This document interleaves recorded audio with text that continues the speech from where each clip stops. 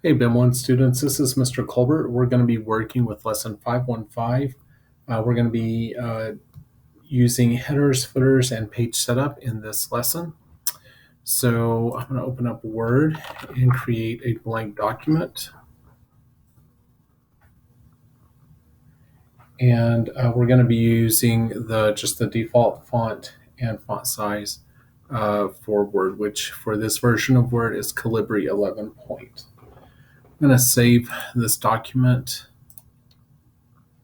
with the file name they give us in the directions, which is top. I'm going to be saving this in the documents folder because I'm working at home and I don't have access to my network drive. So I'm just going to be saving in the documents folder. If you were at school or in Open Lab, you would use the network drive. If you're moving between computers, you might want to use a flash drive. So I'm going to hit save. You can see the file name will be up at the top, followed by Word. Okay, so we're going to be creating a header as shown in figure 515A on page 95. The easiest way to do this is to simply double click up in the top margin, and that will put us into header footer view. You'll see in header footer view there is a center tab at the center point and a right tab at the right margin. So this will allow us to do the spacing that we need to correctly. So I'm going to zoom in just a little bit so we can see that, like so. So your center point is right here and your right tab is right there. I'm also going to turn on our non-printing characters so that we can see exactly what we're doing. At the left, they want the student name, and you hit tab to go to that center tab at the center point. And then it will they want us to put 515 from the top to the bottom. And we'll hit the tab key, and they want us to insert the current date. We're going to go to insert text. Let's see.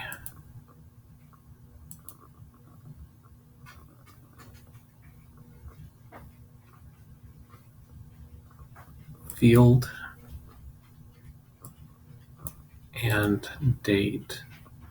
If we use this, then every time you open the Word document, that date will update itself. Of course, you could just simply type in the date.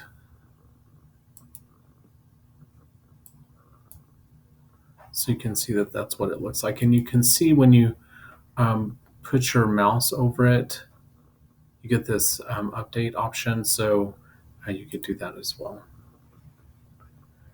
Okay, we're going to go down to the bottom. We're going to switch down to the footer. The footer is going to be the same way.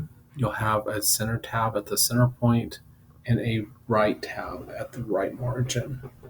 And they want us to type the word, they want us to be at the center.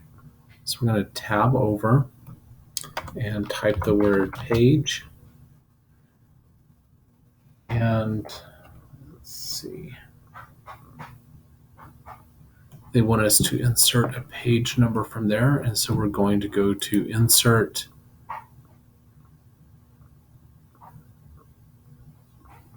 signature line, field,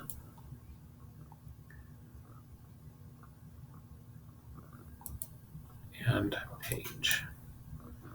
So you can see there's that field right there. So each page, it'll say like page 1, page 2, page 3. So we're going to go and close header footer view, and that will take us back to the regular view where we can type in the body of the document. At the top of the page, it says to type. This is my first page, and it contains a header. And we're going to insert a page break. So we go to insert and page break.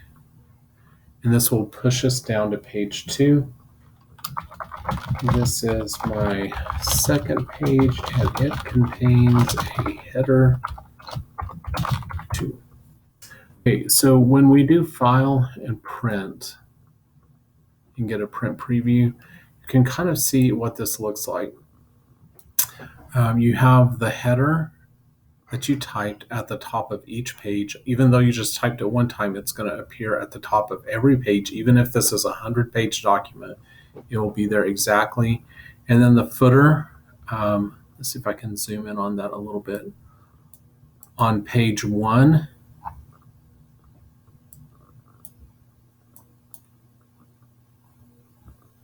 actually, I'm not sure.